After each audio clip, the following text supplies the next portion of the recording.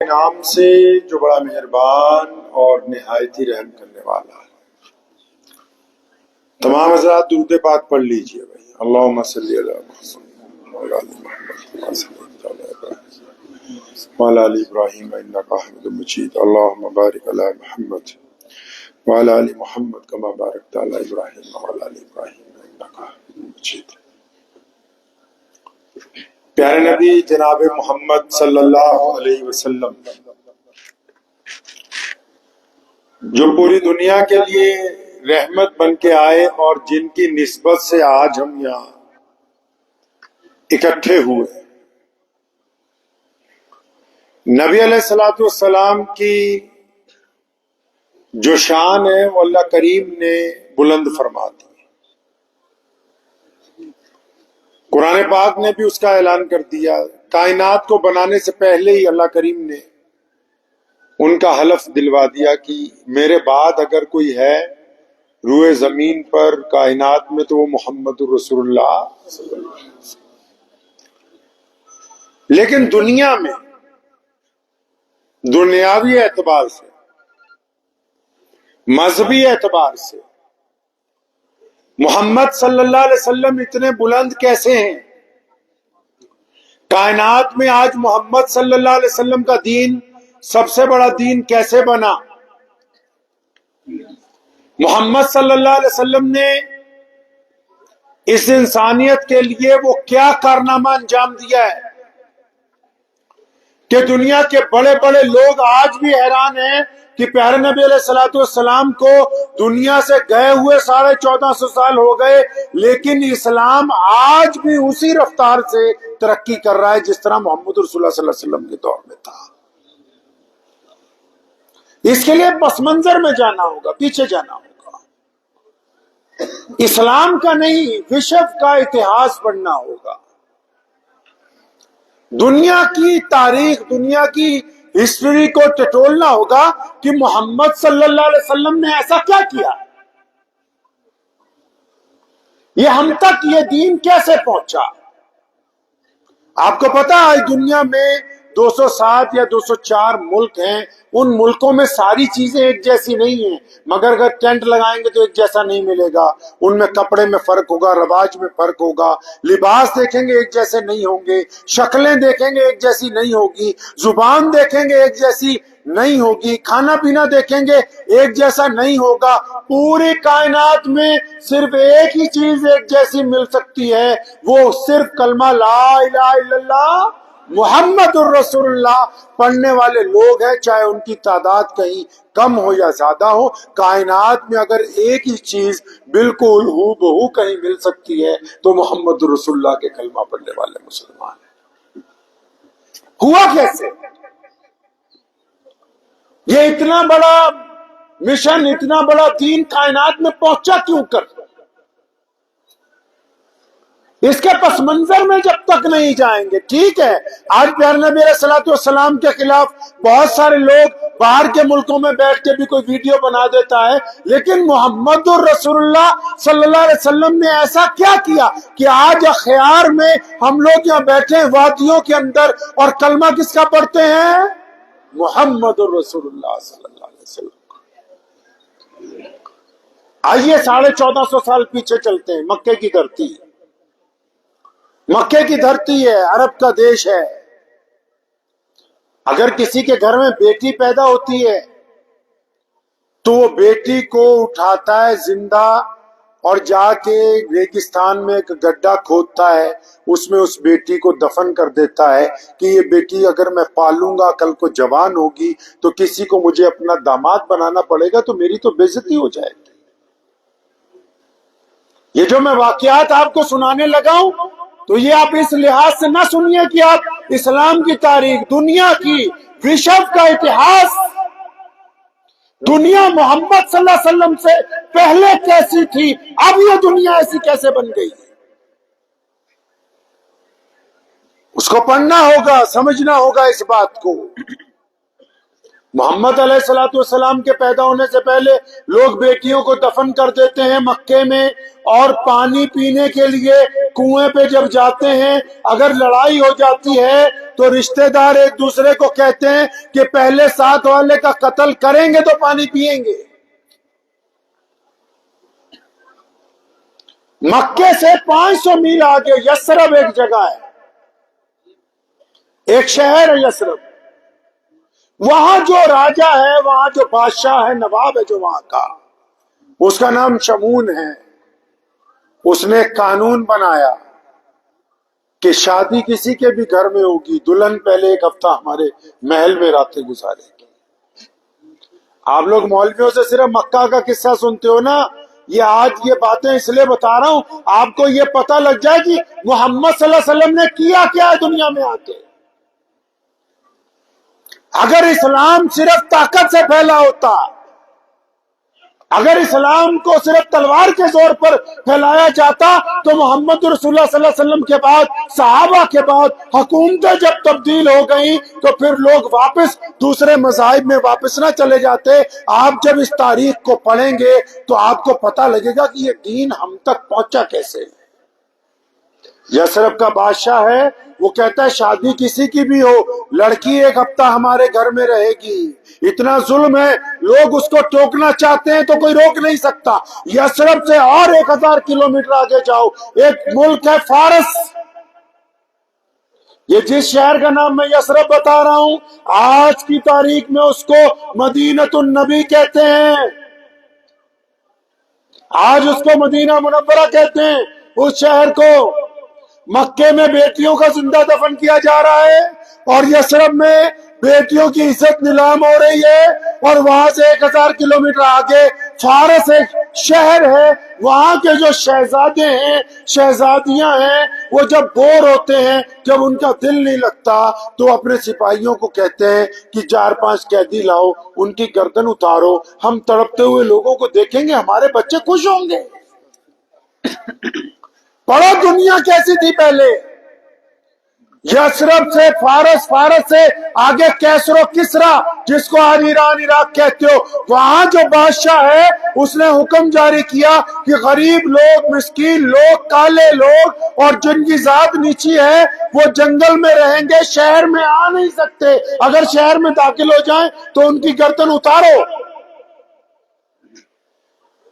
اور وہاں سے آگے 2-3 ہزار کلومیٹر جائیے، جس کو آج آپ کہتے ہیں ساؤتھ افریقہ، وہاں کے بادشاہ کے پاس کیونکہ کام نہیں ہے، اس ملک میں کوئی بڑی کان نہیں، کوئی بڑی فیکٹری نہیں، کوئی بڑی چیزیں نہیں اگتی، تو اس نے نرالا حکم جاری کر رکھا ہے کہ کسی ایک گاؤں میں جاؤ، اپنی فوجیوں کو کہتا ہے کہ گاؤں کے لوگوں کو پکڑو، ان کے چہرے داغو، منڈی میں بیچو، تاکہ جس طرح جانور بکتے ہیں ویسے انسانوں کو بیچا جاتا تھا۔ پڑھیے تاریخ محمد رسول اللہ کے وقت کی، منڈیوں میں جانوروں کو بیچا جاتا تھا، اور ان کے ساتھ انسان بکتے تھے، عورتیں بکتی تھی، بچے، مرد، بوڑھے۔ وہاں سے اور آگے چلے جائیے، چائنا جو کہتا ہے میں دنیا کی آج سب سے بڑی ڈیموکریسی ہوں، انہوں نے یہ کر رکھا تھا کہ جو بادشاہوں کے چلنے کی سڑک ہے، جو بادشاہوں کے چلنے کا راستہ ہے، غریب آدمی اس کے اوپر پیر نہیں رکھ سکتا۔ انہوں نے باہر کے لوگوں کو روکنے کے لیے ایک دیوار بنائی کہ ہم کیونکہ اعلیٰ ذات کے لوگ ہیں، اس کے اس طرف ہم ہی رہیں گے اور کسی سے کوئی مطلب نہیں ہے۔ یہ یونائیٹڈ کنگڈم آج بھی ان کی عدالتوں میں وہ فیصلے رکھے ہوئے ہیں کہ کھیت مزدور نے ایک درخواست دی، کھیت مزدور میں، کھیتی میں کام کرنے والے نے، ایک مزدور نے درخواست دی کہ میرا مالک مجھ کو کھانا نہیں دیتا، میرے بچے بھوک سے مر گئے ہیں، پلیز مجھے کھانا دیا جائے۔ تو اس وقت نبی علیہ الصلوۃ والسلام سے پہلے، محمد صلی اللہ علیہ وسلم کے آنے سے پہلے، وہ جج اس وقت کا فیصلہ کرتا ہے کیونکہ تیرا رنگ کالا ہے نا، تیری ذات نیچی ہے، تو آدمیوں کے زمرے میں نہیں آتا، تجھے کوئی اختیار نہیں ہے درخواست دینے کا۔ محمد صلی اللہ علیہ وسلم سے پہلے عدالتیں نہیں تھیں، محمد صلی اللہ علیہ وسلم سے پہلے بیٹیوں کا احترام نہیں تھا۔ اب جب محمد علیہ السلام آئے، کیا محمد رسول اللہ صلی اللہ علیہ وسلم، اسلام نے دو لفظی اپنا پیغام کائنات کے سامنے رکھا. کیا کہا میرے نبی علیہ الصلوۃ والسلام نے کہ ایک رب اور رسول کی کہنا ماننے کے لیے تیار ہو جاؤ. مطلب ایک رب کی عبادت کرنی ہے محمد رسول اللہ کے کہنے کے مطابق. جس طرح محمد صلی اللہ علیہ وسلم چاہتے ہیں اس طرح اپنے رب کی عبادت کرو, اپنے رب کا حق ادا کرو. اور پوچھنے والوں نے پوچھا تھا یا رسول اللہ صلی اللہ علیہ وسلم اگر ہم آپ کے اللہ کو مان لیں, آپ کو مان لیں, پھر کرنا کیا ہے؟ یہ ایم ایل اے صاحب بیٹھے نا آپ کے, ابھی آپ کے یہاں الیکشن ہوا ہے, ساری پارٹیاں آئیں, جو بھی بندہ جس پارٹی کا آپ کے گھر آتا تھا بولتا تھا مجھے ووٹ ڈالو, تو ساتھ میں یہ بھی بتاتا تھا کہ اگر میں جیت جاؤں گا تو کیا کروں گا. کوئی بھی, یہ دنیا کا اصول ہے نا. آپ کسی کے ساتھ لگتے ہیں, کہیں نوکری کرنے بھی لگے, آپ پوچھیں گے کیا کرو گے بھائی, میرے ذمہ کیا کام ہے. کوئی سیاستدان آپ کے پاس آئے گا, آپ کو کہے ووٹ ڈالے, آپ پوچھو گے بھائی تمہاری سرکار بنے گی کیا کرو گے. اب محمد صلی اللہ علیہ وسلم نے جب اس دین کی بنیاد رکھی, اس مذہب کی, آج جس کی نمائندگی جامعہ احیاء العلوم اخیار کر رہا ہے, جس کی آبیاری حاجی صاحب رحمت اللہ علیہ نے یہاں ساری زندگی لگا کر کرتی, جہاں مفتی آصف صاحب مجھے آج لے آئے ہیں, اگر ہم یہ کہیں کہ محمد رسول اللہ نے وہ بات کون سی کہی, صحابہ نے پوچھا یا رسول اللہ صلی اللہ علیہ وسلم ہم نے آپ کے اللہ کو مان لیا, آپ کو مان لیا, اے پیارے نبی اب بتاؤ تو صحیح کہ کرنا کیا ہے, مقصد کیا ہے. اچھا آج کا بھولا مسلمان سمجھتا ہے ہمارا مقصد ہے نماز پڑھنا, ہمارا مقصد ہے تلاوت کرنا, ہمارا مقصد ہے حج کرنا, ہمارا مقصد ہے روزہ رکھنا. یہ ساری چیزیں فرض تو ہیں, یہ ساری چیزیں فرض تو ہیں, لیکن یہ ضرورت ہے, مقصد نہیں ہے. کیا ہے بھائی, یہ ضرورت ہے, مقصد نہیں ہے. آپ حیران ہوں گے کہ یہ کیسی گفتگو ہو رہی ہے. اطمینان سے ایک بات کو سمجھیے, یہ جو ہم نے شامیانہ لگایا ٹینٹ, اگر یہ نہیں لگاتے تو کیا تب بھی ہم یہاں بیٹھ کے ایسی بات کر سکتے تھے؟ ارے کر سکتے تھے نہیں؟ بولیے نا, کر سکتے تھے نا, کر سکتے تھے. اگر یہ لگا دیا تب بھی وہی بات کر رہے ہیں. اگر ہم لوگ کھڑے ہو کے بولتے تب بھی یہی بولتے, بیٹھ کے بولتے تب بھی یہی بول رہے ہیں. مائک لگایا ہے تب آواز زیادہ ہے, نہیں لگاتے تب بھی آرام سے آہستہ آہستہ آپ تک بات پہنچاتے. پتہ یہ لگا کہ یہ جو نیچے ہم نے دریاں بچھائیں, یہ جو ٹینٹ لگایا, یہ جو کرسیاں لگائیں, یہ تو ہماری ضرورت ہے, مقصد نہیں ہے. اب ضرورت تو تھوڑی بہت آگے پیچھے ہو سکتی ہے, ضرورت تو آگے پیچھے, آپ سب لوگ کرسیوں پہ بیٹھ جاتے تب بھی ضرورت پوری تھی, اگر ساری لوگ زمین پہ بیٹھ جاتے تو تب بھی ضرورت پوری تھی. لیکن مقصد کیا تھا؟ مقصد یہ تھا کہ جامعہ کے تمام بچے جنہوں نے اس سال اچھی تعلیم حاصل کی ہے ان کی دستار بندی ہوگی, انعام دیے جائیں گے, مہمانوں کو بلائیں گے, اللہ کی بات ہوگی, رسول اللہ کی بات ہوگی, بھائی چارے کی بات ہوگی, محبت کی بات کریں گے, ایک دوسرے کو سمجھیں گے, ایک دوسرے کے خیالات سنیں گے. اب اگر یہ مقصد پورا نہ ہوتا تو پھر یہ شامیانہ لگانے کا کوئی فائدہ ہو سکتا تھا؟ نہیں ہو سکتا تھا. اسلام کا مقصد نماز, روزہ, حج, زکات فرض ہے, ضروری ہے, ان کا انکار کفر ہے, لیکن یہ ہماری ضرورتیں ہیں اس مقصد کو پانے کے لیے جو مقصد محمد رسول اللہ نے ہمیں عطا فرمایا ہے صلی اللہ علیہ وسلم. مقصد کیا تھا؟ مقصد نبی علیہ الصلوۃ والسلام نے بیان کیا. صحابہ نے پوچھا یا رسول اللہ صلی اللہ علیہ وسلم آپ کیا چاہتے ہیں؟ فرمایا جو ایک اللہ کی عبادت کرے, ایک محمد الرسول اللہ کا کہنا مانے, اب اس پر لازم ہے کہ وہ دنیا کے تمام انسانوں کو برابری کا درجہ, تمام انسانوں کو برابری کا درجہ دے گا, تمام انسانوں میں سے چھوا چھوت کا خاتمہ کرے گا, تمام انسانوں سے نفرت کا خاتمہ کرے گا.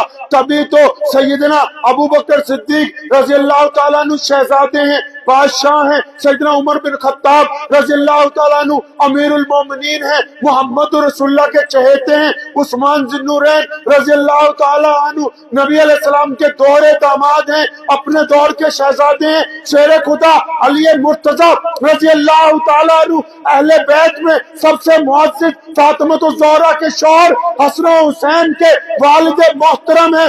ان سب کی موجودگی میں فتح مکہ کے موقع پر بیت اللہ کی چھت پر اذان دینے کے لیے محمد الرسول اللہ نے اگر کسی کو کھڑا کیا تو پھر کالے بلال کو کھڑا کیا ہے۔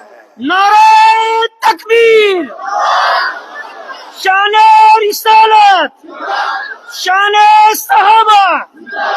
اب بلال کون ہے؟ وہ بلال کالا ہے، بلال حبشی ہے، بلال غلام ہے۔ بلال کو جب بیت اللہ میں آتا تھا مکے کے چودھری اس کو مارتے تھے، ابو جہل مارتا تھا، عتبہ مارتا تھا، ولید مارتا تھا، عبداللہ بن جدان۔ اور بھائی بلال کو کیوں مارتے ہو؟ اجی بلال کی ذات نیچی ہے، اور بلال اس کنویں سے پانی نہیں پی سکتا، اور بلال اندر نہیں آ سکتا، بلال کالا ہے، بلال حبشی ہے۔ اب یہ محمد آئے ہیں، کہیے صلی اللہ صلی اللہ صلی اللہ صلی اللہ۔ اب یہ محمد آ گئے صلی اللہ علیہ وسلم، جنہوں نے اعلان کر دیا کہ آؤ اب میرا دین آ گیا، آج کے بعد کوئی چودھری نہیں، آج کے بعد کوئی گورا نہیں، آج کے بعد کوئی کالا نہیں، آج کے بعد کوئی امیر نہیں، آج کے بعد کوئی غریب نہیں۔ آ گیا ہے لڑائی میں اگر وقت نماز قبلہ رو ہو کے زمین بوس ہوئی، قوم حجاز ایک ہی صف میں کھڑے ہو گئے، محمود اور ایاز۔ نہ کوئی بندہ رہا نہ کوئی بندہ نواز، بندہ صاحب و محتاج و غنی ایک ہوئے، تیری سرکار میں پہنچے تو سبھی ایک ہوئے۔ پتہ لگا اسلام کا مقصد؟ اسلام آیا ہے، نبی علیہ السلام نے دنیا کی، ہمارے نبی محمد صلی اللہ علیہ وسلم نے دنیا کی دکھتی ہوئی رگ کو پکڑ لیا۔ آپ کے لیڈر کیا کہتے ہیں کہ ہمیں جتاؤ، اچھی روٹی، اچھا کپڑا، اچھا مکان، اچھی سڑکیں، ساری۔ امریکہ میں جاؤ الیکشن ہوتا ہے، وہاں کا صدر کیا کہتا ہے؟ مجھے جتاؤ، اچھی ہاسپٹلٹی، اچھے ہمیں مینٹیننس، اچھی سڑکیں، اچھے سکول، اچھی تمہاری انویسٹمنٹ کرواؤں گا۔ پوری دنیا میں کہیں چلے جاؤ، سعودی عرب بھی کیوں نہیں چلے جاؤ، وہاں کا بادشاہ بھی یہی کہے گا اچھی سڑکیں یہ وہ۔ لیکن میرے نبی محمد صلی اللہ علیہ وسلم نے نرالی بات کی ہے، کہیے صلی اللہ علیہ وسلم۔ میرے نبی محمد صلی اللہ علیہ وسلم نے نرالی بات کی، کیا حکم دیا؟ اور فرمایا روٹی کپڑا مکان ضرورت نہیں ہے انسان کی، سب سے بڑی ضرورت انسان کی عزت نفس ہے۔ اسی پنجابی جی کہنے انہیں تو پنجابی سمجھ آ جاؤگی تھوڑی بہت نہیں؟ اسی پنجابی جی کہنے انہیں بھی پھپھڑ کیوں ناراض ہو گیا ہے بھائی؟ خالو ناراض ہو جاتا ہے نا، جس کو داماد کہتے ہیں، اسی پنجابی جی کہنے پھپھڑ کا تو ناراض ہو گیا۔ جب شادی ہوتی ہے نا سالوں کی، پھپھڑ آتا ہے، خالو داماد جو ہوتا ہے گھر کا، وہ کسی بھی بات پہ ناراض ہو کے گھر کو واپس بھاگ جاتا ہے۔ بھائی کیا بات ہو گئی، آپ ناراض کیوں ہو گئے؟ تو جب پوچھتے ہیں پھپھڑ بھی ناراض کیوں ہو گیا، وہی روٹی اچھی نہیں تھی، کپڑے نہیں دیے، کیا بات ہوگی؟ پتہ وہ کیا کہتا ہے؟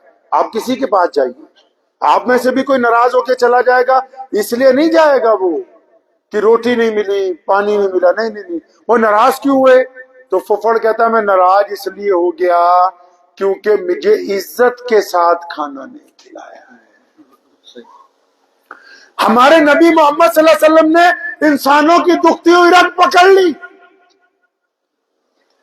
فرمایا میں عزتیں بانٹنے آیا ہوں۔ کبھی تو قرآن نے کہا کہ یتیم کو عزت دینے کی بات کرو، یہ نہیں کہا کپڑا دو، روٹی دو، مکان نہیں، کیونکہ محمد صلی اللہ علیہ وسلم نے جب بھی بات کی ہے بیماری کی جڑ کا کی، مسلمانوں کو کہا کہ دنیا کے انسانوں کو عزت دو۔ ان کو معلوم ہے کہ جب میرا امتی عزت دے گا تو مانگنے والے کو گھر میں بٹھا کے کھانا کھلائے گا، گھر میں بٹھا کے اس کی جیب میں 2 رقم ڈال دے گا، گھر میں بٹھا کے اس کو کپڑے دے گا۔ اگر آپ نے کسی کو عزت دے دی تو سمجھو سب کچھ دے دیا، اگر آپ دنیا میں کسی کو عزت نہیں دے سکتے تو پھر کچھ بھی نہیں دے سکتے۔ یہ کائنات میں اسلام کا سب سے بڑا مذہب بننا، اس کی بنیادی وجہ یہی تھی کہ دنیا کے بڑے بڑے چودھریوں نے اپنے لیے عزت کو محفوظ سمجھ رکھا تھا، اب میرے نبی نے عزت بانٹنی شروع کی ہے۔ بلال کو مؤذن رسول بنایا، سیدنا اسامہ کو امیر لشکر بنایا، سیدنا صدیق ابو بکر کو صدیق اعظم بنایا، عمر بن خطاب کے لیے کہا کہ اگر میرے بعد نبی ہو تو عمر ہو سکتے تھے، اور عثمان کو ذی النورین بنایا، علی مرتضیٰ کو شیر خدا کہہ دیا، ابو عبیدہ کو امیر الامت کہہ دیا، حضرت خالد بن ولید کو سیف اللہ کہہ دیا۔ وہ عزتیں ہی تو بانٹ رہے ہیں اور کر کیا رہے ہیں۔ پتہ یہ لگا کہ محمد صلی اللہ علیہ وسلم چاہتے ہیں کہ رسول اللہ کے ماننے والے لوگوں کو عزتیں بانٹیں۔ کیا بانٹے جی؟ عزت بانٹیں۔ آپ دل پہ ہاتھ رکھ کے پوچھئے، کیا آپ نے کبھی کسی کو عزت دی ہے؟ آپ دوسرے کو عزت بانٹتے ہیں؟ آپ کو پتہ ہے ہمارے نبی محمد صلی اللہ علیہ وسلم نے سیدنا بلال کا اس وقت ساتھ دیا جب وہ چکی پیس رہے تھے، مسلمان نہیں تھے۔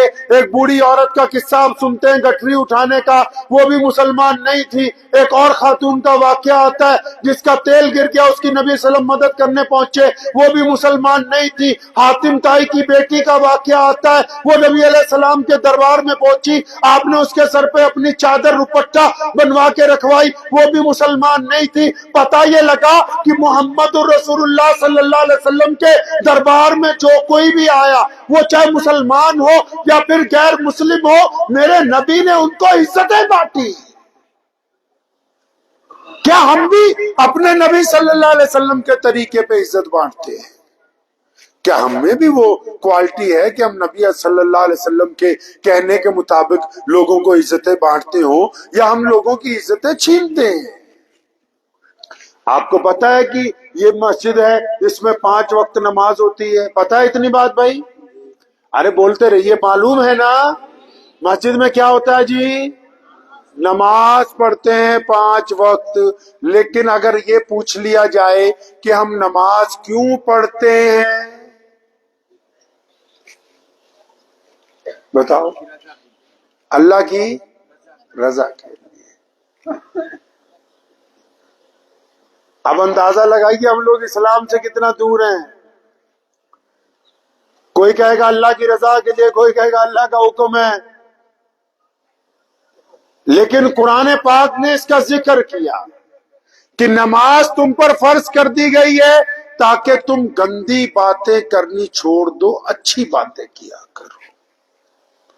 اس کا مطلب یہ نماز ایک ضرورت ہے اور اس کا ایک مقصد ہے، کیونکہ نبی صلی اللہ علیہ وسلم کو ایسے لوگوں کی ضرورت ہے جو نبی کے دین کو آگے پہنچائیں، نبی کے اخلاق حسنہ کو آگے پہنچائیں، نبی کی باتوں کا عملی نمونہ بنے۔ تو نبی علیہ السلام کو نماز اللہ نے دے دی کہ جو نمازی ہوں گے نا، وہ گندی باتیں نہیں کریں گے، وہ اچھی باتیں کیا کریں گے، وہ اچھے اخلاق والے ہوں گے۔ اور بلے شاہ نے کیا نا، پنجابی دے وچ کیا بلے شاہ نے، وہ نماز بھی نیکی جانے ہو، ٹھگی بھی کیتی جانے ہو، وہ یا کی کیتی جانے ہو۔ بابا بلے شاہ رحمت اللہ علیہ فرماتے ہیں نا کہ نماز بھی پڑھتے ہو، بے ایمانی بھی کرتے ہو، نماز بھی پڑھتے ہو، چوری بھی کرتے ہو، نماز بھی پڑھتے ہو، ٹھگی بھی مارتے ہو، اس کا مطلب تم نماز نہیں پڑھتے، صرف دکھاوا کرتے ہو۔ قرآن نے کہا نا ارأیت الذی یکذب بالدین، پڑھی کبھی یہ آیت آپ نے؟ نماز میں پڑھتے ہوں گے۔ اللہ فرماتے ہیں اس آیت میں کہ ان لوگوں کی نماز تو خراب ہو گئی، برباد ہو گئی ان کی نماز۔ یا اللہ کن کی برباد ہو گئی؟ فرمایا نماز جڑا نماز نیتی تے نیاز نہ دتی۔ بلے شاہ نے اس آیت کا بھی ترجمہ کیتا ہے، کہنا نماز نیتی تے نیاز نہ دتی، تیریاں کس کم پڑیاں نمازاں۔ قرآن نے کہا ہے نا یہ، وہ ہمارے والی نیاز نہیں۔ اسی دا نیاز جڑی دینے نا، ہم لوگ جو نیاز دیتے ہیں نا، اپنی کھیر، اپنا ہی کٹورا، اپنا ہی مولوی، اپنی بندے آپ ہی کہا کے الحمدللہ۔ کہ قرآن پاک کہہ رہا ہے نیاز دینے کے لیے، قرآن نے نیاز کا ذکر کیا ہے کہ نماز پڑھتے ہو، قرآن پڑھتے ہو، نیاز کیوں نہیں دیتے؟ ارأیت الذی یکذب بالدین، ارے نیاز کیوں نہیں دیتے؟ یا اللہ کون سی نیاز؟ فرمایا تو نماز پڑھتا ہے، بھوکے کو کھانا نہیں کھلاتا، وہ تو نماز پڑھتا ہے، یتیم کے منہ میں لقمہ نہیں ڈالتا؟ او یار تو نماز پڑھتا ہے، اپنے پڑوسی کا خیال نہیں رکھتا، اس کا مطلب تیری نماز برباد ہو گئی ہے۔ پھر قرآن نے کہا کہ نماز پڑھنے وہ لوگ ہیں جو متقی ہوتے ہیں۔ اب متقی نو اسی پنجابی چ کہنے چنگا بندہ ہوندا ہے۔ اب چنگا بندہ کون ہوتا ہے جی؟ جس کو میں کہوں چنگا ہے یا آپ مجھے کہیں چنگا ہے؟ نہیں، چنگے کی اصطلاح کرنے کے لیے مولویوں کے پاس جانے کی ضرورت نہیں ہے، مفتیوں کے پاس جانے کی ضرورت نہیں ہے۔ سیدنا امیر المومنین عمر بن خطاب رضی اللہ تعالیٰ عنہ مسجد میں تشریف رکھتے تھے۔ ایک بندہ نماز پڑھنے کے لیے آیا اور ساتھ میں جو بندہ بیٹھا تھا امیر المومنین کے، اس نے کہا یا امیر المومنین یہ بہت نیک بندہ ہے۔ فرمایا کیسے؟ فرمایا فجر ظہر عصر مغرب عشاء ہر نماز میں پہلے آتا ہے۔ فرمایا تم غلط کہتے ہو، اس کے گھر والوں سے پوچھو، اگر امی ابو کہتے ہیں کہ بندہ نیک ہے تو پھر یہ نیک ہے، اور ابو امی کہتے ہیں کہ میرا منڈا ٹھگ گیا تو میرے ٹھگ گئی ہے۔ امی ابو کہتے ہیں کہ یہ بدماش ہے تو یہ بدماش ہے، اگر بیوی کہتی ہے یہ بدتمیز ہے تو یہ بدتمیز ہے، نمازی نہیں ہے یہ۔ اگر پڑوسی یہ کہتا ہے کہ یہ بندہ ظالم ہے تو پھر یہ نمازی نہیں ہے، یہ ظالم ہی ہے۔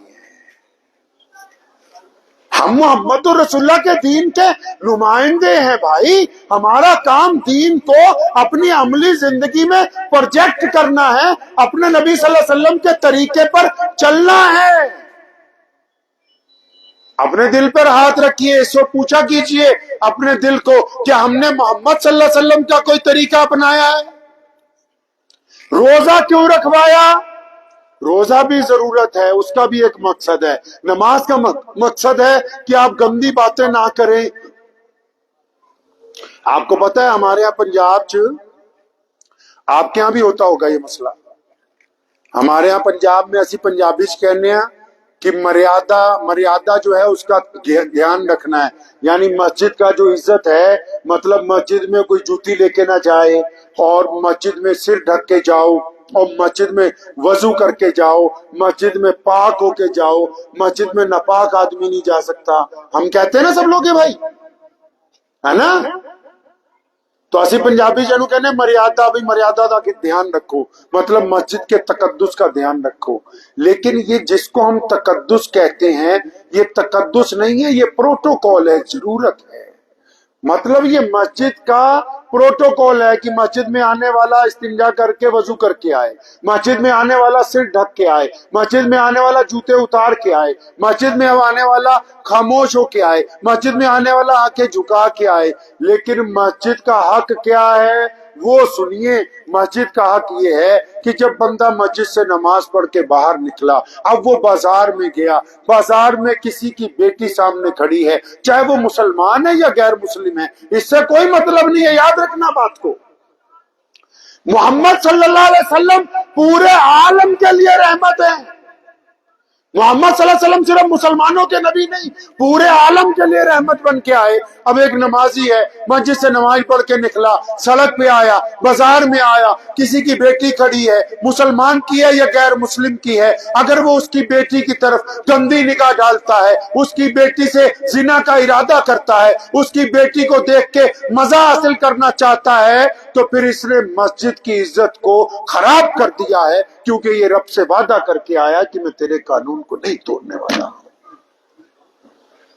یہ مسجد کا پروٹوکول کہ جب یہ کھڑا ہو کے بازار میں سامان تولے گا تو برابر ہوگا، اس میں بے ایمانی نہیں کرے گا۔ اگر سیب کے اوپر اسٹیکر لگائے گا تو جہاں گلا ہوا ہے وہاں نہیں چپکائے گا، اگر گلا ہوا ہے تو اس کو الگ کرے گا۔ یہ مسجد کا پروٹوکول ہے۔ ہم مسلمان ہیں، اللہ نے ہم کو ایسا دین دیا، اس جیسا دین کائنات میں کوئی نہیں۔ آپ دیکھیں آج پورا یورپ اسلام کے دہانے پر کھڑا ہوا ہے، کیوں؟ وہ اس لیے نہیں کہ وہاں کوئی ان سے لڑ رہا ہے، وہ اس لیے کہ جو لوگ وہاں پر رہتے ہیں ان کا کردار محمد رسول اللہ صلی اللہ علیہ وسلم کے حکم کے مطابق ہے، کہ ان کو ملنے والے لوگ، آپ بھی بتائیے نا۔ اکثر میں مفتی آصف صاحب سے کئی دفعہ کہا، آپ سے بھی میں پوچھتا ہوں، آپ تو ماشاءاللہ سارے نمازی ہیں نا جی بھائی، اور نمازی ہیں ماشاءاللہ سارے، ہاتھ کھڑا کرو، جو نہیں بھی ہیں وہ بھی اللہ بنا دے ان کو. نمازی ہیں نا سارے ماشاءاللہ، نماز پڑھتے ہیں نا، مسجد تک تو جاتے ہیں نا. اچھا پھر اب اپنے دل پہ ہاتھ رکھو. ارے دل پہ ہاتھ رکھو، پیسے نہیں لگیں گے اس کام کا. رکھ لیجئے، دل پہ ہاتھ رکھیے، ایسے ایک ہاتھ دل پہ ہاتھ رکھیے سب لوگ اپنے. جو نمازی ہیں اب آپ اپنے دل سے پوچھیں، مجھے جواب دینے کی ضرورت نہیں ہے، مجھے نہ جواب دیجیے، اپنے دل سے پوچھو.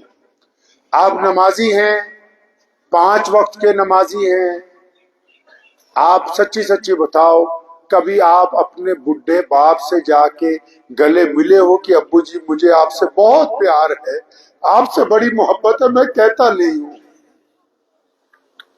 نمازی ہو نا آپ، پوچھو نا اس دل سے پوچھو. کبھی اپنے باپ سے گلے ملے ہو جا کے؟ یہ جتنا وجود آپ کو آج ملا ہے، یہ آپ کے ماں باپ نے اپنی ہڈیاں پیس کے آپ کو کھلائی ہیں، اس لیے آج آپ جوانی کی حالت میں کھڑے ہوئے ہیں. پوچھو نا اپنے دل سے کہ جو نماز پڑھتے ہیں یا خدا کو مانتے ہیں، مسلمان ہیں یا غیر مسلم ہیں، پتہ تو لگے کہ تم لوگ خدا کو مانتے ہو. اپنے ماں باپ کو کبھی کبھی کہا جا کے اچھا اپنی ماں کے پیر دبائیں کبھی؟ آپ نے دل سے پوچھو، اپنی ماں کے پیر دبائیں کبھی؟ اچھا کبھی اپنی بیوی سے دوستی کی ہے؟ آپ نمازی ہیں نا اس لیے پوچھتا ہوں. آپ کو کس نے کہا کہ نماز صرف 5 وقت کا نام ہے اور نماز پڑھ کے دوسروں کو تانے دیتے رہو، آنکھیں نکالتے رہو، ٹوکتے رہو کہ فلاں نے نماز نہیں پڑھی فلاں؟ نماز کا پروٹوکول تو یہ ہے، کیونکہ میرے اللہ نے کہا کہ اوپر اللہ ہے اور نیچے محمد الرسول اللہ ہے. ان دونوں کے بعد زمین پر اگر سب سے زیادہ کسی کی عزت کی جا سکتی ہے تو بندے کے ماں اور باپ کی ذات ہے. پتہ لگے کہ آپ نمازی ہیں نا، آپ اپنے ماں باپ کو پوچھتے ہیں. اچھا چلو ماں باپ کو نہیں پوچھا، بیوی کو نہیں پوچھا، اچھا سچی بتاؤ تمہارا کبھی کوئی یار دوست قریبی بندہ کوئی روتا ہوا مل گیا، اس کو ہنسایا ہے تم نے؟ آپ نے کبھی ہنسایا اس کو؟ وہ کسی روتے ہوئے کو ہنسایا ہے؟ رلانا تو آسان کام ہے. آپ نے کسی روتے ہوئے بندے کو ہنسایا ہے؟ کوئی 2-4 گھنٹے اس کے ساتھ لگائیں کہ یار تو میرا بھائی ہے، میرا دوست ہے، میرا پڑوسی ہے، تو گھبرا نہیں یار، میں تیرے ساتھ ہوں. آپ نے کسی کو ہنسایا کبھی؟ یہ بھی نہیں کیا. اچھا یہ بتاؤ کیا کبھی کسی غریب آدمی کا ہاتھ پکڑ کے لے گئے، چل یار آج میں تجھے اپنے پیسے سے وازوان کھلاؤں گا، آج تجھے بہترین ہوٹل میں کھانا کھلاتا ہوں، ہم یار دوست تو بہت دفعہ کھاتے رہتے ہیں، آج کسی غریب کو میں اپنے ساتھ لے کے جاتا ہوں؟ لے کے گئے ہو کبھی کسی کو؟ کسی ایسے بندے کو جسے جانتے ہو تم، جس کے کپڑے پھٹے ہوئے رہتے ہیں، جس کے پاس پیسے نہیں ہوتے، بتاؤ نا کبھی اس کو کپڑے دیے ہیں؟ اچھا تمہاری کوئی بہن غریب ہے، کوئی دوست غریب ہے، کوئی پڑوسی غریب ہے، اپنے دل سے پوچھو نا اس بدبخت دل سے کہ تیرے پاس جب پیسے ہوتے ہیں فالتو تو عیاشی کے لیے لگا سکتا ہے کیا کسی لفافے میں چند 1000 روپے ڈال کے کسی ایسے اپنے جاننے والے کے گھر جو تم سے کبھی شرم حیا سے مانگتا نہیں، اور تم رات کو گئے ہو اس کے دروازے کے نیچے لفافہ پھینک کے واپس آ گئے ہو کہ میرے اللہ میں تجھے راضی کرنے کے لیے بس یہ کام کر رہا ہوں، مجھے اپنی واہ نہیں چاہیے؟ وہ کچھ ایسا کیا آپ نے؟ پھر کیوں نماز پڑھتے ہیں؟ اگر نماز برائیوں سے نہیں روک رہی، اگر نماز غریبوں کی مدد پہ آمادہ نہیں کر رہی، اگر نماز ماں باپ کی عزت نہیں سکھا رہی، اگر ماں باپ بیوی سے محبت نہیں سکھاتی، اگر ماں باپ کے ساتھ پڑوسیوں کی عزت، میرے نبی محمد صلی اللہ علیہ وسلم نے کیا کہا پتا ہے آپ کو؟ کیا کہا محمد رسول اللہ صلی اللہ علیہ وسلم نے؟ فرمایا وہ بندہ مسلمان ہی نہیں، ایمان والا ہی نہیں. لوگوں نے پوچھا یا رسول اللہ کون؟ اور پھر نبی علیہ السلام نے یہ نہیں کہا کہ مسلمان، ہندو، سکھ، عیسائی، دلت، بودھی، جینی، نہیں، میرے نبی نے بیماری کی جڑ کاٹ دی. فرمایا جس کا پڑوسی اس سے ڈرتا ہے وہ بندہ ایمان والا ہو ہی نہیں سکتا. اگر کسی مسلمان کا کوئی پڑوسی غیر مسلم ہے اور وہ اس کے ساتھ خوف زدہ ہے اس سے، تو اس کا مطلب رسول اللہ کہتے ہیں کہ بندہ ابھی مسلمان ہوا نہیں. کبھی اپنی حالت میں دین صرف دکھاوے کا نام نہیں ہے. آپ کو پتا ہے ابھی آپ نے سنا ہوگا کہ محمد صلی اللہ علیہ وسلم کی شان میں کسی نے بے ادبی کی، سنا آپ نے؟ پچھلے سال بھی ہوا تھا ایسا، اس سے پچھلے سال بھی فرانس میں ہوا، اس سے پچھلے سال بھی جرمن میں ہوا. لیکن کبھی سوچا بھی ایسا کیوں ہوتا ہے؟ کوئی کسی کی مخالفت کیوں کرتا ہے؟ سوچا کبھی؟ نہیں سوچا نا؟ اطمینان سے کوئی 3 بندے ایک جگہ رہتے، ان میں ایک بڑی ترقی کر گیا، آگے ہی جاتا ہے، تو باقی 2 کیا کرتے ہیں کہ اس کو برا بھلا کہتے ہیں۔ رشتہ داروں میں بھی کوئی زیادہ ترقی کر جائے تو باقی کے 2 کیا کرتے ہیں جی؟ اس کو کوسنے لگتے ہیں۔ یہ محمد صلی اللہ علیہ وسلم کی جو مخالفت پوری دنیا میں کہیں کوئی ایک آدھا بندہ یوٹیوب پہ کرتا ہے، وہ اس لیے کرتا ہے جب اسے کھلی آنکھوں سے نظر آتا ہے کہ کائنات میں تو سب سے بڑا دین اگر کوئی ہے تو محمد الرسول اللہ کا ہے، یہ پیارے علیہ الصلوۃ والسلام ہے، جن کے پاس ہر رنگ، ہر نسل، ہر زبان، ہر خطے کے اندر اللہ اکبر کہنے والے ایمان والے موجود ہیں۔ اب ظاہر سی بات ہے جب کسی کو یہ پتہ لگے کہ ان کا دین اتنا آگے چلا گیا، یہ تو دنیا سے گئے ہوئے پردہ فرما چکے ہیں، اس کے باوجود ان کا دین پیش قدمی کر رہا ہے، اس کے باوجود لوگوں میں محبتیں بانٹتا ہے، اس کے باوجود لوگوں میں چھوا چھوت کو ختم کرتا ہے، اس کے باوجود لوگوں میں برابری لاتا ہے، تو اس کا مطلب ظاہر سی بات ہے کہ کسی کے دل میں تکلیف ہو سکتی ہے۔ لیکن آپ سے میرا ایک سوال ہے، وقت بھی بہت کم ہے، آپ سے میرا ایک سوال ہے چھوٹا سا۔ آپ کشمیر کے ماشاءاللہ غیور مسلمان ہیں سارے ہی ماشاءاللہ، اطمینان سے دل پہ ہاتھ رکھ کے بتائیے گا، یہ جو میں نے آپ کو واقعات بیان کی ہیں محمد رسول اللہ صلی اللہ علیہ وسلم کی، جو شان ختم نبوت ہے، جو ناموس رسالت ہے، اس کی حفاظت اسی لیے کرنی پڑتی ہے کہ یہ دین برقت رفتاری سے کائنات میں سب سے آگے۔ آپ سے ایک چھوٹا سا سوال ہے، آپ نے کبھی اسلام کی فوٹو دیکھی؟ ارے فوٹو دیکھی اسلام کی کبھی؟ ارے بولیے، فتوا مت دے دینا آپ کو، کیونکہ اتنے فتوے بہت چل دینا کشمیر سے، جی محتم صاحب۔ لیکن ایک فوٹو ہے، آپ اپنے موبائل سے اپنی سیلفی کھینچیے۔ جو ہمارے ہندو سکھ دوست ہیں، جو عیسائی، دلت، جینی، بودھی دوست ہیں ہمارے پورے دیش میں، اچھا وہ تو قرآن نہیں پڑھتے نا، لیکن وہ مسلمانوں کو جانتے ہیں، وہ مسلمانوں کے دین کو بھی سمجھتے ہیں۔ اب وہ جانتے کیسے ہیں؟ کیونکہ وہ اسلام کی تصویر دیکھتے ہیں۔ وہ تصویر کہاں؟ وہ تصویر یہی ہے۔ اس فوٹو کو کھینچیے، اس میں دیکھیے دھیان سے۔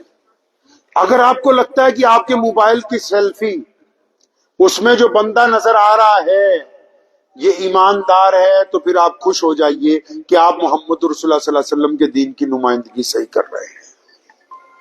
اگر آپ کا دل کہتا ہے کہ یہ فوٹو میں نظر آنے والا بندہ ٹھگ ہے، بے ایمان ہے، بدتمیز ہے، تو آپ پھر اپنے کسی غیر مسلم دوست کے نزدیک اسلام کی وہی تصویر پیش کر رہے ہیں جو آپ کی سیلفی کے اندر موجود ہے۔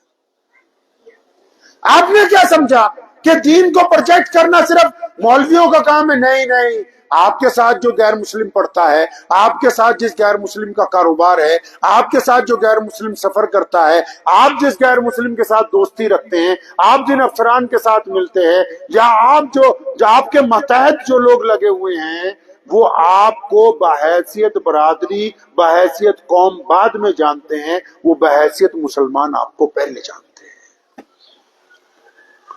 اگر کوئی مسلمانوں کے لڑکے چوک پہ کھڑے ہوں، کسی غیر مسلم کی بیٹی کی طرف دیکھتے ہوں گندی نگاہ سے، وہ گھر جا کے یہ تھوڑی کہے گی کہ میر صاحب کا بیٹا، ڈار صاحب کا بیٹا، انصاری صاحب کا، قریشی صاحب کا۔ نہیں نہیں، اس نے کہا نا مسلمانوں کے 2 لڑکے کھڑے ہوئے تھے، انہوں نے میری طرف گندی نگاہ سے ڈالا، اب اپنے گریبان میں جھانک کے بتاؤ مسلمانوں، کیا تمہارا وجود محمد رسول اللہ صلی اللہ علیہ وسلم کے دین کی نمائندگی کے لیے ہے کہ نہیں ہے؟ کیا ہم اس کی نمائندگی کا حق ادا کر رہے ہیں کہ نہیں کر رہے؟ پتہ تو لگے کہ ہم کس جگہ پہ کھڑے ہوئے ہیں، ہماری حیثیت کیا ہے سماج کے اندر۔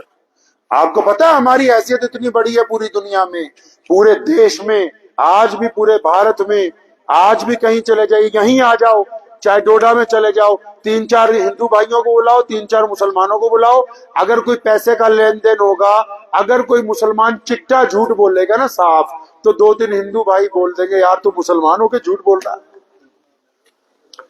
मतलब ہماری ہمسایہ قوم کو ہمارے باپ داداؤں نے، ان کے آبا و اجداد نے، اولیاء اللہ نے، بزرگان دین نے اس حد تک ایمانداری سے کام کیا کہ ہماری ہمسایہ قومیں اگر ہم جھوٹ بولتے ہیں تو وہ ہمیں یاد دلاتی ہیں کہ تم مسلمان ہو، تم جھوٹ نہیں بول سکتے ہو، تم مسلمان ہو، تم شراب نہیں پی سکتے ہو، تم مسلمان ہو، تم سود پر پیسے نہیں لے سکتے ہو، تم مسلمان ہو، تم ٹھگی نہیں مار سکتے۔ یعنی ہماری حیثیت یہ ہے کہ ہماری ہمسایہ قوموں کے سامنے ہمارے باپ داداؤں نے، اولیاء اکرام نے اتنی سختی کے ساتھ اپنی زندگی گزاری ہے، اتنی محبت سے، ایمانداری سے گزاری ہے کہ آج اگر ہم پٹری سے اترتے ہیں تو وہ ہمیں یاد دلا دیتے ہیں بھائی تم مسلمان ہو، تم تو یہ کام کر نہیں سکتے ہو۔ آپ بتاؤ، ہو سکتا ہے میری بات کسی کو بری لگ رہی ہو، لیکن سچی سچی اپنے دل سے پوچھو تو صحیح کہ اگر محمد رسول اللہ نے، آپ کو پتا ہے پوری دنیا کے لوگ قیامت کے دن اللہ کے آگے پیش ہوں گے، لیکن ہمیں تو دو جگہ پیش ہونا ہے، اللہ کے آگے بھی پیش ہونا ہے، محمد رسول اللہ کے آگے بھی پیش ہونا ہے۔ اس وقت کیا جواب دیں گے؟ اس لیے اس بات کو ذہن نشین کر لیں۔ آپ بچے ہیں، بڑے ہیں، بوڑھے ہیں، جوان ہیں، آپ اپنی جگہ پر محمد الرسول اللہ صلی اللہ علیہ وسلم کے نمائندے ہیں، ان کے دین کے نمائندے ہیں۔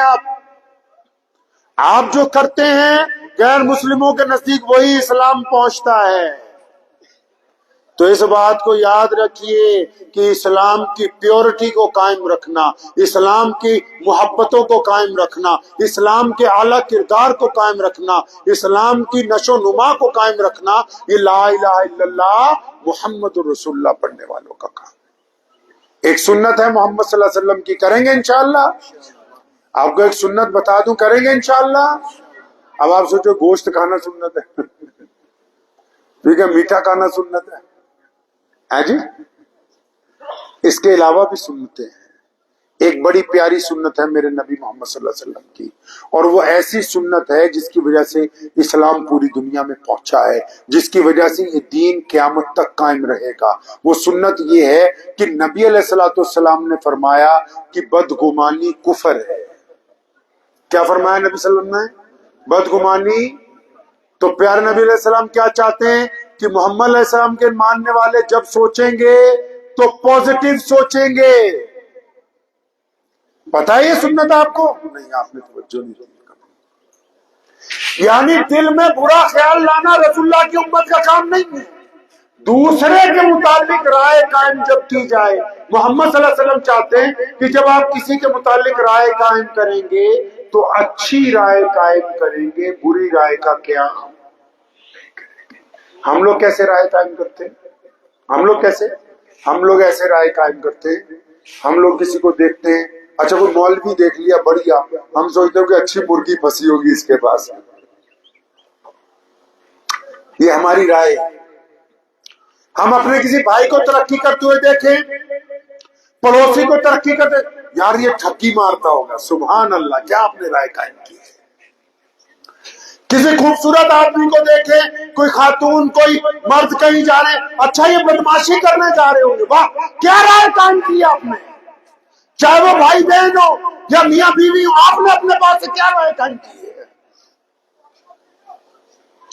کوئی اپنی ضرورت کے لیے چلا جا رہا ہے، ہم سوچتے اچھا یہ چور لگ رہا ہے دیکھنے میں، کیا رائے قائم کیا؟ محمد صلی اللہ علیہ وسلم کو صحابہ نے آ کے کہا یا رسول اللہ صلی اللہ علیہ وسلم ہمیں فلاں بندے پہ شک ہے کہ وہ بندہ بے ایمان لگتا ہے۔ اللہ کے نبی ناراض ہوئے، فرمایا کہ تم نے اس کی چھاتی پھاڑ کے دیکھی؟ آپ جب رائے قائم کرتے ہیں، آج کیا حالت ہے، بھائی بھائی کے خلاف رائے قائم کرتا ہے، اپنے پاس سے خیالی پلاؤ بناتا ہے، اچھا میرا فون نہیں اٹھایا ہوگا، جان بوجھ کے، اگلا اس دن بیٹھے ہوئے تو جان بوجھ کے ہو گئے۔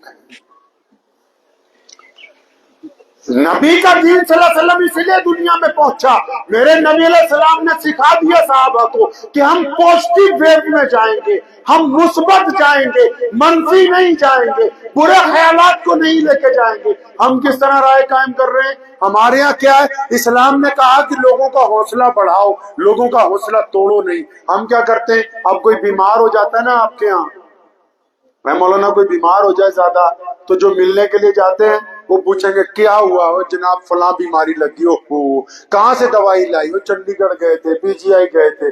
ساری باتیں سننے کے بعد کیا گئے گا، وہ میرے ابو جی کا بھی انتقال اسی بیماری سے ہو گیا. ارے بدبخت، تو اس کا دل توڑ رہا ہے. 50 آدمی لے لو، کسی کینسر کے مریض کو لے آؤ، ان کو بولو بس اس کو سارا دن جب کبھی ملو اچانک یہی کہنا کہ بھائی کل سے آج اچھا ہے. اگر وہ 50 دن میں نہ ٹھیک ہو جائے تو مجھے آ کے بتاؤ. محمد رسول اللہ نے کہا کہ ہم حوصلہ بانٹنے آئے ہیں، عزت بانٹنے آئے ہیں، غریبوں کو برابر کرنا آئے ہیں. ہم لوگوں کو اپنے کندھے سے کندھا جوڑ کے مسجد میں کھڑا کرنے والے لوگ ہیں، ہم لوگوں کے دلوں کو توڑنے کے لیے نہیں آئے ہوئے. ہم کیسی رائے قائم کر رہے ہیں؟ اگر ہمارے خطے میں کہیں اسلام کی رفتار کم ہے تو اس کا مطلب یہ نہیں کہ کوئی ہم سے زیادہ طاقتور ہے، اس کا مطلب یہ کہ ہمارے دین میں جس کو ہم مان رہے کہیں نہ کہیں کوئی کمی موجود ہے جس کو دور کرنے کی ضرورت ہے. اس کمی کو اپنے دل میں تلاش کریں، ڈھونڈیں اس کو، اور نبی علیہ السلام کی سنت کو اپنائیے کہ ہم نے جب بھی رائے قائم کرنی ہے، کیا رائے قائم کرنی ہے؟ پازیٹیو رائے، مثبت رائے، اچھی رائے. بعد میں جو نتیجہ آئے گا خواہ برا ہو یا اچھا وہ بعد کی بات ہے، لیکن محمد صلی اللہ علیہ وسلم یہ چاہتے ہیں کہ آپ کی رائے اچھی ہونی چاہیے. کریں گے اچھی رائے قائم انشاءاللہ، اپنی تصویر کو خوبصورت بنائیں گے انشاءاللہ. ارے بتائیے بنائیں گے انشاءاللہ. صرف ایسے ہی نہیں، میں ایک چھوٹا سا قصہ، اصلی قصہ سنا کے اپنی بات ختم کرتا ہوں. آج سے تقریباً 5-10 سال پہلے کی بات ہے. ایک صاحب کلمہ لا الہ الا اللہ محمد رسول اللہ پڑھ کے آگوش دین کے اندر آئے، تو انہوں نے میرے والد صاحب رحمۃ اللہ علیہ کو کہا کہ حضرت میں یہ چاہتا ہوں کہ میری والدہ اور والد بھی دین میں آ جائیں. تو 6 مہینے بعد وہ آئے تو انہوں نے کہا میری والدہ تو آ گئی لیکن والد سے ابھی بات کرنے کی ہمت نہیں. پھر وہ آئے 1 سال بعد، انہوں نے ایک دن خوشخبری سنائی کہ ہمارے والد صاحب بھی آ گئے، لیکن جو انہوں نے قصہ سنایا نا ساتھ میں، اس قصے نے ہمارے رونگٹے کھڑے کر دیے. کہنے لگے کہ ہم 6 مہینے سال ڈرتے رہے تو میری ماں نے ایک دن کہا کہ تمہارے ابو سے بیٹھ کے بات کرتے. تو ہم نے اپنے والد کو بیٹھ کے جب بتایا کہ میں اور میری والدہ کلمہ لا الہ الا اللہ پڑھ چکے ہیں، تو ہمارے والد نے جب ہمارے منہ سے یہ بات سنی نا تو اچانک اٹھے، اپنے کمرے میں گئے، دروازہ اندر سے چٹکنی لگا لی، بند کر دیا. ہم نے کھٹکھٹایا تو کہنے لگے بھائی صبح بات ہوگی، اب چلے جاؤ. تو کہنے لگے بھائی صبح جب دروازہ کھلا تو میرے والد نے باہر نکلتے ہی مجھے میرا ہاتھ پکڑا، کہنے چل مجھے بھی اپنے امام کے پاس لے چل، میں بھی محمد رسول اللہ کا غلام بنوں گا. تو کہنے لگے میری والدہ نے اور میں نے پھر بعد میں اپنے والد سے پوچھا کہ اس رات جب ہم اپنے آپ کے سامنے دین کی بات رکھی، آپ تو ناراض ہو کے اٹھ کے چلے گئے اور پھر آپ نے دروازہ بند کر دیا. صبح کو اچانک دروازہ کھلا اور پھر آپ نے ہمیں کہہ دیا کہ میں بھی تمہارے ساتھ دین میں داخل ہو جاؤں گا، تو کیا وجہ کیا ہے؟ تو اس بندے نے جو وجہ بتائی وہ سنیے. کہنے لگا بیٹا بات یہ ہے کہ جب میں بچپن میں اسکول میں پڑھتا تھا 1 کلاس میں، تو ایک عبد الرحمان نام کا لڑکا میرے ساتھ پڑھتا تھا. تو 1 سے لے کے 10ویں تک میرے ساتھ پڑھا. کہتا پھر وہ 10ویں کے بعد ہم دونوں +2 تک اکٹھے پڑھے، پھر کالج اکٹھے گئے. کہتا اتفاق کی بات یہ ہوئی کہ ہم دونوں کی نوکری بھی ایک ساتھ لگ گئی. کہتا ابھی چند سال پہلے جب میں ریٹائر ہوا ہوں، ہم دونوں ریٹائر بھی اچھے ہوئے. کہتا جب رات تم نے بتایا نا کہ بھی ہم تو ماں اور بیٹا دین میں داخل ہو گئے تو میں نے دروازہ بند کر دیا. کہتا میں تمہاری تبلیغ کی وجہ سے دین میں نہیں آیا ہوں، میں نے ساری رات 1 کلاس سے لے کے ریٹائرمنٹ تک ساری زندگی اپنی کھگالی ہے. کہتا خدا کی قسم اگر عبد الرحمان بے ایمان ہوتا تو میں کبھی مسلمان نہیں ہوتا. کہتا اگر عبد الرحمان نے کبھی میرے سے ٹھگی کی ہوتی، میرے سے بے ایمانی کی ہوتی، مجھ سے کبھی جھوٹ بولا ہوتا، اگر اس نے کبھی مجھے دھوکہ دیا ہوتا، کیونکہ میرے ساتھ تو وہی تھا نا مسلمان، اور کوئی نہیں تھا، ساری رات کہنا میں نے اسی کے اوپر لگائی ہے. اگر مجھے اس کی کوئی غلطی مل جاتی، تم جو مرضی کہتے رہتے، میں تمہاری بات نہیں مانتا.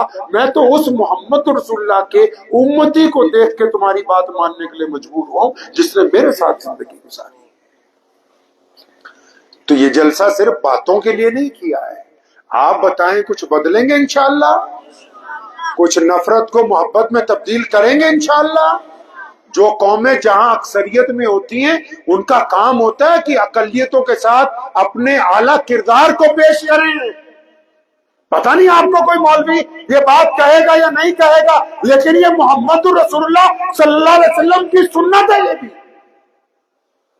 کہ جو قومیں جہاں بڑی تعداد میں ہو وہ اپنے سے کم تعداد کے لوگوں سے محبت کے ساتھ، پیار سے، خلوص سے ان کے ساتھ کھڑی ہونے والی ہو، تاکہ کوئی یہ نہ کہے کہ فلاں مسلمان نے تعداد کا فائدہ اٹھانے کے بعد ہمارے ساتھ کوئی زیادتی کی ہے. تو کچھ تبدیلی لائیں گے انشاءاللہ تعالی. وقت بھی ہو گیا، آئندہ سال میری خواہش تھی انشاءاللہ تعالیٰ کی رات ہی یہیں پر گزار لی جائے، لیکن رات سفر بہت لمبا تھا، تو گزارش ہے انشاءاللہ تعالیٰ پھر دوبارہ آنے کی کوشش مکمل رہے گی. حاجی صاحب رحمۃ اللہ علیہ نے یہ جو گلشن لگایا ہے، ہمیں امید ہے کہ اس کی مہک پورے خطے میں اسی طرح مہکتی رہے گی. آپ اپنوں کے ساتھ ساتھ اپنے ہمسایوں سے بھی اسی طرح محمد رسول اللہ صلی اللہ علیہ وسلم کے دین کی بات جو ہے وہ پہنچاتے رہیں گے. دعا کیجیے اللہ کریم مجھے بھی اور آپ سب کو ان باتوں پہ عمل کرنے کی توفیق عطا فرمائے. وآخر دعوانا ان الحمدللہ رب العالمین.